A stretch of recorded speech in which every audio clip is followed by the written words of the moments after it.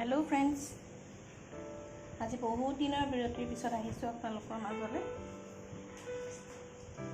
আজি আপোনালোকলৈ ৰেচিপি এটা লৈ আহিম বুলি ভাবিছোঁ। এইটো হৈছে চিকেন বিৰিয়ানি। আহকচোন কেনেকৈ বনাম চাব। তাৰ বাবে প্ৰথমতে মই বস্তুখিনি যোগাৰ কৰি লৈছোঁ। এইখিনি হৈছে বিৰিয়ানি মছলা। মোৰ লগত বিৰিয়ানি মছলা বৰ্তমান নাই, গতিকে মই ঘৰতে ৰেডি কৰি লৈছোঁ। ইয়াত মিক্স আছে। ইয়াত আপোনাৰ আছে ধনিয়া গুটি, জিৰা, জালুক আৰু এইফালে এইকেইটা এটা তেজপাত মই সৰু সৰুকৈ কাটি ল'লোঁ। এইটো হৈছে ডালচেনি, লং আৰু ইলাইচি। এইকেইটা মই অকণমান তাপ দি লৈছোঁ। এতিয়া এইখিনি মই গোটেইখিনি মিক্সিত গুড়ি কৰি ল'ম। আপোনালোকে জোখমতে লৈ ল'ব মছলাখিনি। জালুক যদি জ্বলা কমকৈ খায় তেতিয়াহ'লে জালুকটো কমকৈও ল'ব পাৰিব। তাৰপিছত মই লৈছোঁ এইখিনি পিঁয়াজ। মই এইখিনি ভাজি ল'ম ৰঙা কৰি। জানেই আৰু বিৰিয়ানীত বনাইছে চাগে আপোনালোকে। এইখিনি মই ৰঙা কৰি ভাজি ল'ম। এইখিনি পুদিনা পাত লৈছোঁ আৰু এইখিনি লৈছোঁ ধনিয়া। ইয়াৰ পাছত মই লৈছোঁ তেজপাত 3টা, ইলাইচি 2টা, লং 1টা আৰু অকণমান ডালচেনি লৈছোঁ। এইখিনি কি কৰিম আপোনালোকে পাছত দেখা পাব।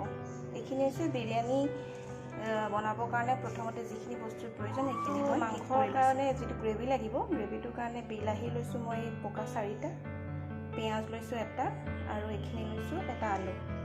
ইমানেই বস্তু। এতিয়া মই কেনেকৈ বনাম আপোনালোকে। এতিয়া মই এইখিনি মছলাখিনি ইয়াত দি দিলোঁ। বিৰিয়ানীৰ কাৰণে যিখিনি মই গোটা মছলা ৰেডি কৰি ৰাখিছিলোঁ মই এইখিনি পিচি ল'ম। এতিয়া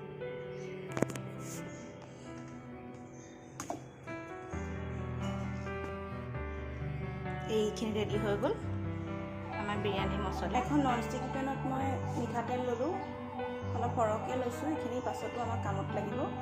প্ৰথমতে কামটো সহজ কৰিবলৈ কাৰণে পিঁয়াজখিনি আমি ৰঙাকৈ ভাজি ল'ম। ইয়াত তেলটো গৰম হ'বলৈ দিছোঁ। তেলটো গৰম হ'লে ইয়াত পিঁয়াজখিনি আমি যিমান পাৰোঁ ৰঙাকৈ ভাজি ল'ম। পিঁয়াজখিনি মই এতিয়া ইয়াত দি দিম। তেলখিনি গৰম হৈ গ'ল। মই 2টা পিঁয়াজ লৈছিলোঁ, অথনি ক'বলৈ থাকি গ'ল আপোনালোকক।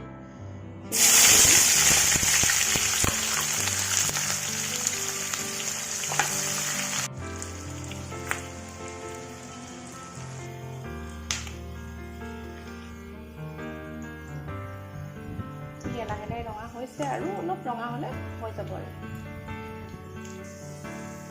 এইখিনি হৈ গৈছে। এতিয়া আমি এইখিনি কেৰাহীৰ পৰা উঠাই ৰাখিম।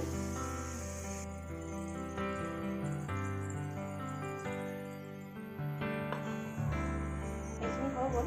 এইখিনি মই এতিয়া এনেকৈ মোকলাই ৰাখি থৈ দিম। এতিয়া একেখিনি তেলতে মই মাংসৰ গ্ৰেভিৰ কাৰণে পিঁয়াজখিনি দি দিম।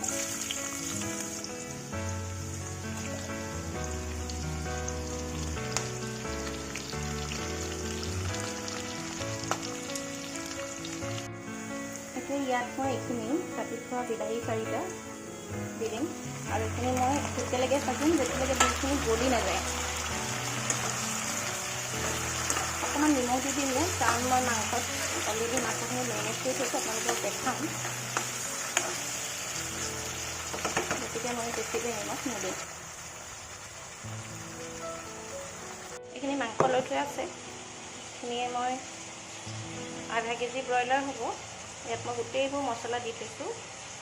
আদা নহৰু পেষ্টটো দি ৰাখিছোঁ, নিমখ, হালধি, জলকীয়া, জালুক, জিৰা গুড়া আৰু অলপমান গৰম মছলা দি মই গোটেইখিনি মেৰিনেট কৰি পেলাই 1 ঘণ্টা ভিতৰত ৰাখি থৈছিলোঁ। এতিয়া এইখিনি ভজা হৈ গ'ল। এতিয়া মই ইয়াত কি দিম, মাংসখিনি দি দিম। আলু দি দিম। আলুটো অপশ্যনেল বাৰু, আলু দিবও পাৰে নিদিবও পাৰে। মই আলু খাই ভাল পাওঁ, সেইকাৰণে আলু দি দিছোঁ। তুমিও খাই ভাল পোৱা? এটা দিছোঁ বাৰু।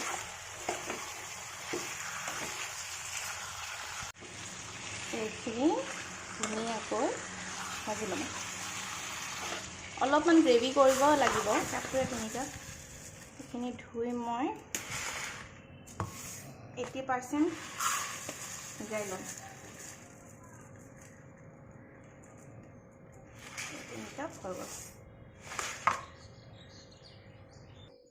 ইয়াত পানী দি তেজপাত দি দিম আৰু অথনি ৰেডি কৰি ৰখা এইখিনি দালচেনি ইলাচি লং গোটেইখিনি দি দিম ধনিয়া আৰু পদুনাখিনি সৰু সৰুকৈ কাটি ল'লোঁ এইখিনি এইফালে মাংসখিনি হৈ আছে নিজে নিজে গলি পানী ওলাই আছে আৰু এইফালে বিৰিয়ানী চাউলটো হৈছে আৰু এইখিনি নমাই থৈ দিম এইখিনি হৈ গ'ল সিজিলে আৰু প্ৰায়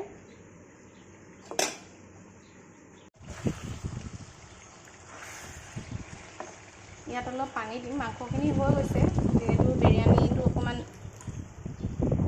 গ্ৰেভি হ'লে ভাল লাগিব শুকান শুকান হ'লে খাই ভাল নালাগিব সেইকাৰণে অলপমান পানী দি মাংসটো উতলাম এতিয়া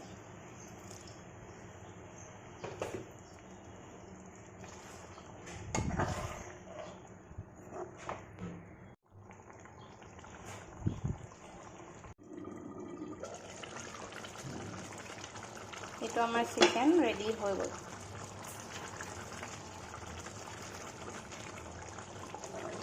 এইটো হিচাপতে ৰাখিম আপোনালোকে গ্ৰেভিটো নিজৰ ইচ্ছামতে কৰি ল'ব পাৰিব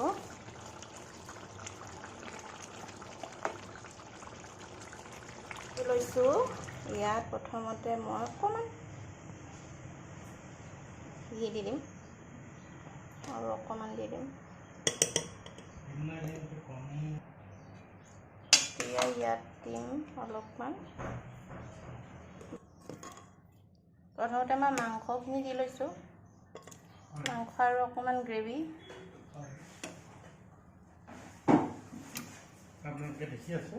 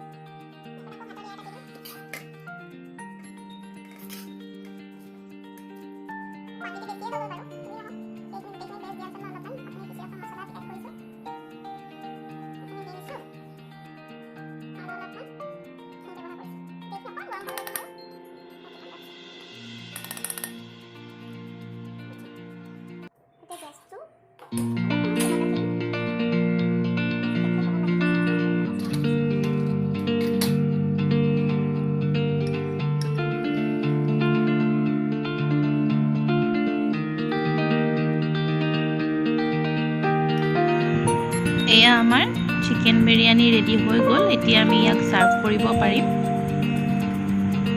ভিডিঅ'টো চাই কেনেকুৱা পালে জনাবলৈ নাপাহৰিব আৰু যদিহে ভাল লাগিলে তেতিয়াহ'লে প্লিজ লাইক কমেণ্ট আৰু শ্বেয়াৰ কৰিব থ্যাংক ইউ